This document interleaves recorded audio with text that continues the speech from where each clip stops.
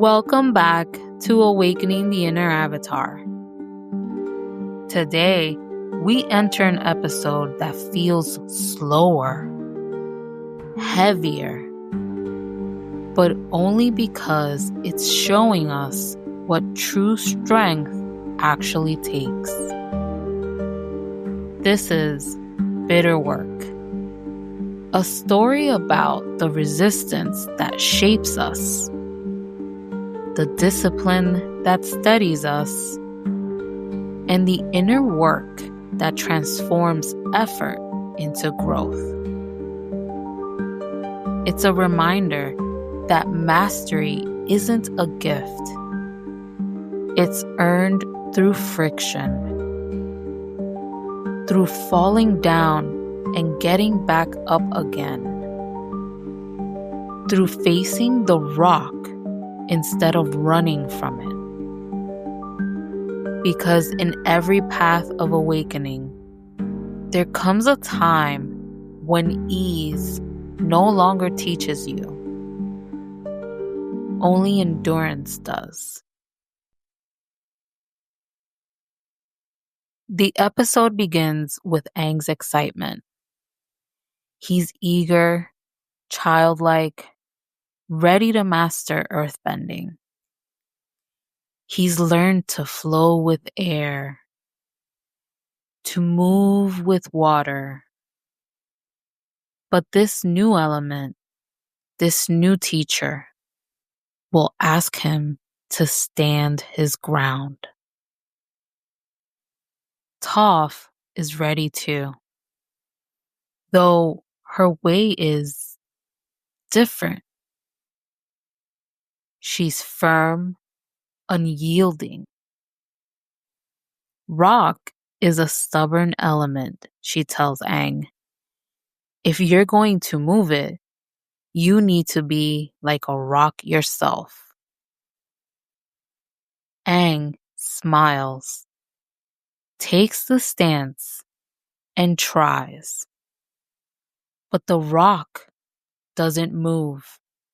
Instead, it throws him back. The gentle airbender meets his first immovable object.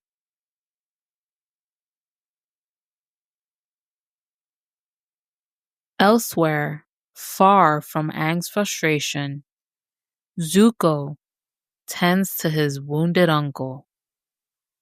Uncle Iroh lies still after Azula's lightning strike. And Zuko, alone for so long, finally shows care without anger. When Uncle Iroh wakes, Zuko immediately begs him to train him.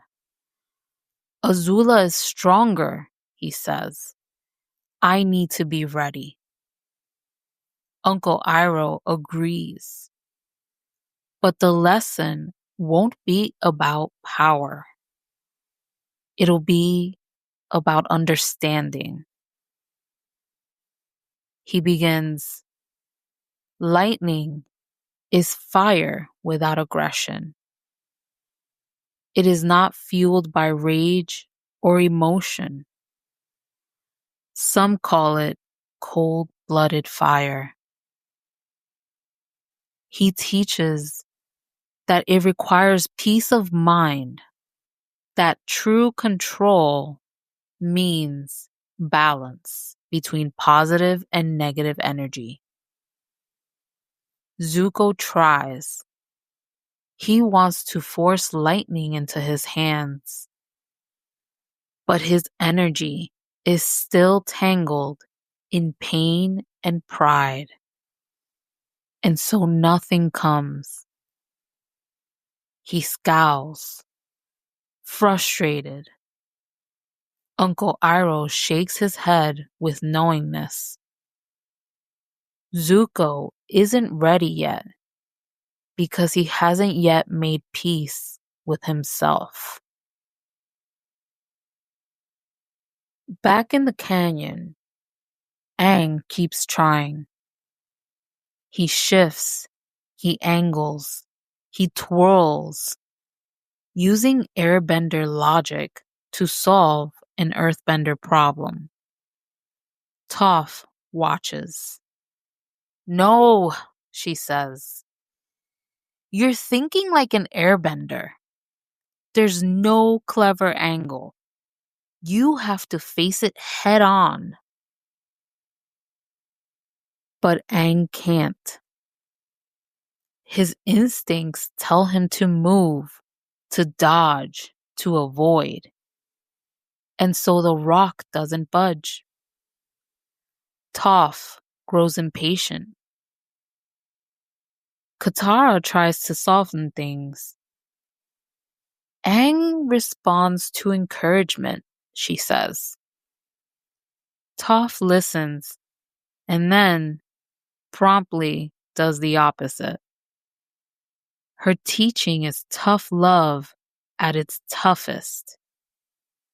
But her heart is clear. She's not being cruel. She's grounding him. Meanwhile, Sokka goes hunting, and as karma would have it, gets himself stuck between two rocks, wedged and helpless. He'll spend most of the day there, talking to himself and the universe. Another kind of bitter work. While Aang struggles to push rocks, Uncle Iroh continues to guide Zuko through a deeper lesson. One that every avatar and every human must learn one day. Fire is the element of power. Earth is the element of substance. Air is the element of freedom. Water is the element of change. Each holds its own truth, he says. But if you take wisdom from only one, it becomes rigid and stale. Understanding others, the other elements, the other people, helps you become whole. It's a truth that unites both Zuko's and Aang's path. Both are learning that strength isn't about dominance. It's about balance, the ability to meet what resists you without breaking. As the sun sets, Aang and Katara go searching for Sokka. Aang finds him still trapped in a wild saber-toothed moose lion cub nearby. Aang helps free the cub, only for its enormous mother to appear, furious. Aang panics. He dodges and jumps, as always, until there's nowhere left to go. Then, something shifts. Aang plants his feet. He stops running. He stands his ground. And the moose lion stops, because for the first time, Aang becomes still as the earth. Toph, listening from afar, smiles. This is what she was waiting for.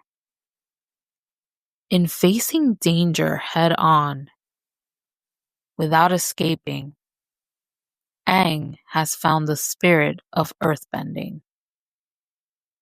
He's ready now. While Aang begins to master stillness, Zuko walks the opposite path, one of turmoil. Uncle Iroh warns him, to redirect lightning, you must learn to let energy flow through you, to face fear without letting it consume you. But Zuko refuses patience. He wants control now. He storms into the rain and shouts at the sky, begging it to strike him. But no lightning comes, only silence. In that silence, we see the truth. Zuko's battle is not with the sky, it's with himself.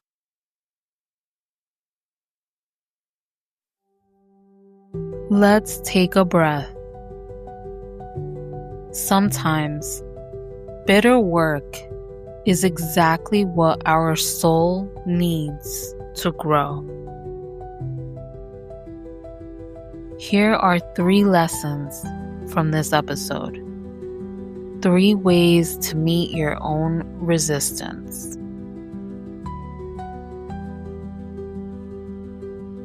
When Aang stopped trying to avoid the obstacle, he discovered power in presence. Now ask yourself, where in my life am I avoiding what I need to face head on? Now repeat to yourself, I meet challenges with grounded strength.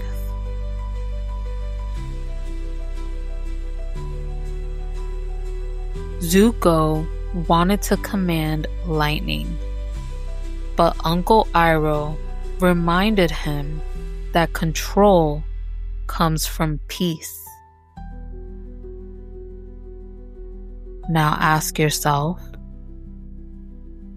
where do I push too hard instead of allowing flow? Now repeat to yourself, I trust the balance between effort and ease.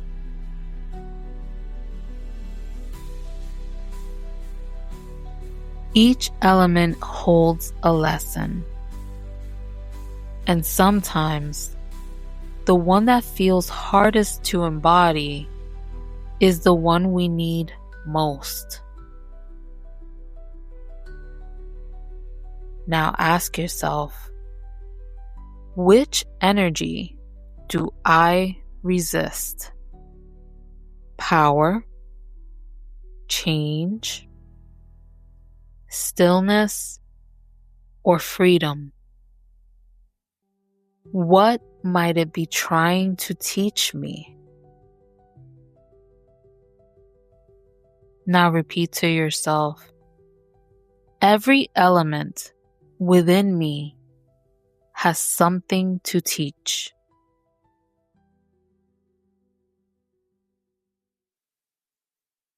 Bitter work reminds us that growth isn't always graceful. Sometimes it's messy, slow, frustrating, but every bit of effort shapes the foundation we stand on. Just as Aang learned to face the rock and Zuko learned to face himself, we're reminded that our power isn't in perfection, but in persistence. So this week, when life feels heavy or slow, take a breath. Remember that the bitter work is sacred too. It's the work that roots us, steadies us, and turns our resistance into strength. Until next time, walk gently, grow steadily, and trust your own earth. This is Awakening the Inner Avatar. This podcast is a fan-created project intended for educational and spiritual reflection. All clips, references, and content related to Avatar, The Last Airbender, Star Wars, Rebels, and other media are used under fair use for commentary, analysis, and transformative discussion. All rights to original shows, characters, and music belong to their respective creators and copyright holders.